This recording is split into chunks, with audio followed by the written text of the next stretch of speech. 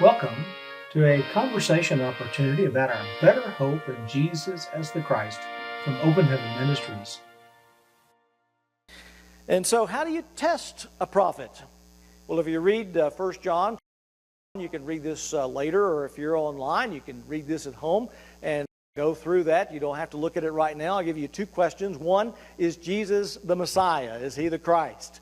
And so anybody, he says, that doesn't admit that Jesus is the fulfillment of all the messianic prophecies that we know have been fulfilled since before the world began, not just with Genesis, and not just with Genesis 3:15, what we call the proto-evangelium. That's not the first promise. We know that Jesus was the lamb slain before the foundation of the world, and Titus 1 and 2 talks about before time's eternities this was determined in the counsel of God.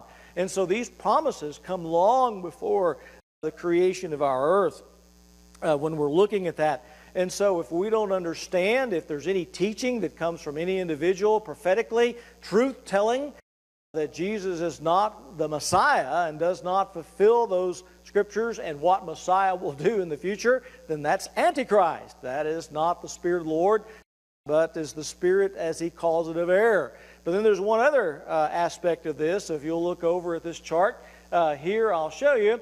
He talks about those prophets which speak of the world. That word world is cosmos. The cosmos is the dark creation. It does not refer usually in the Scripture to the unseen creation. There are other words for that we'll get into later perhaps. But that's the cosmos. And so what happens is the prophecies of God fulfill in the cosmos. God's going to do it all here. What happens is we take the types, we take the direct prophecy, and there are prophecies that are fulfilled in the earth, but they take those that deal with the eternal creation, God's desire to bring us to Himself, and they fulfill in the earthly dark creation. For example, going back to Eden and saying, well, where we're going to go is go back to Eden. Well, that's a problem with that. That's an error. You can look back at my very first chart, version 1, and there was a popular teaching throughout the Middle Ages in that Jesus went down into Hades in the heart of the earth, and He rescued the spirits that were in the heart of the earth in prison. Well, where do you find that in Scripture? That was a popular teaching throughout the Middle Ages. And that is not what God designed.